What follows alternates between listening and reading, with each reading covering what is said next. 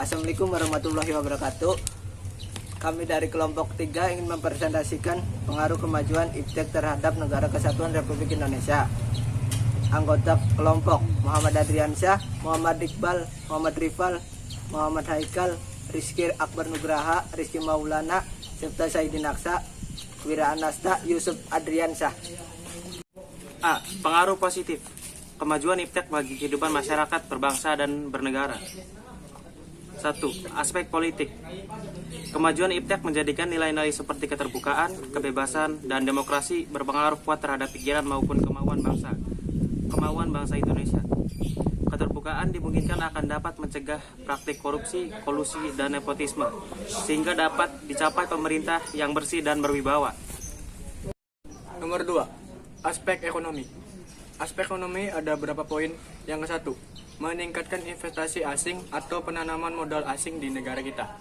Poin yang kedua, terbukanya pasar internasional bagi hasil produk dalam negeri.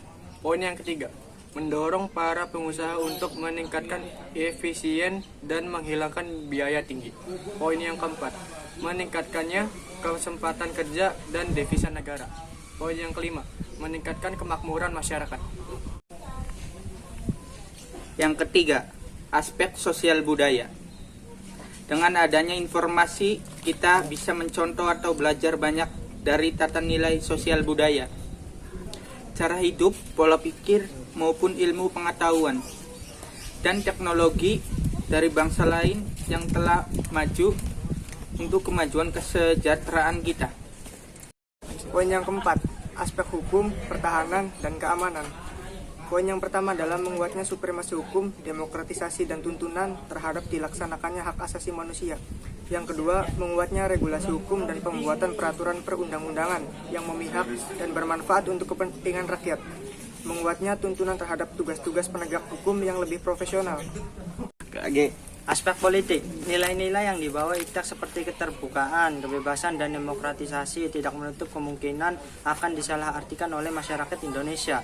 Akibatnya hal tersebut terjadi akan menimbulkan terganggunya stabilitas politik nasional seiring dengan terjadinya tindakan-tindakan anarkis sebagai reaksi terhadap sikap pemerintah yang menurut mereka tidak terbuka, tidak memberikan kebebasan dan tidak demokratis kepada rakyatnya. B. Aspek ekonomi. Yang pertama, pemerintah hanya sebagai regulator pengaturan ekonomi yang mekanismenya akan ditentukan oleh pasar.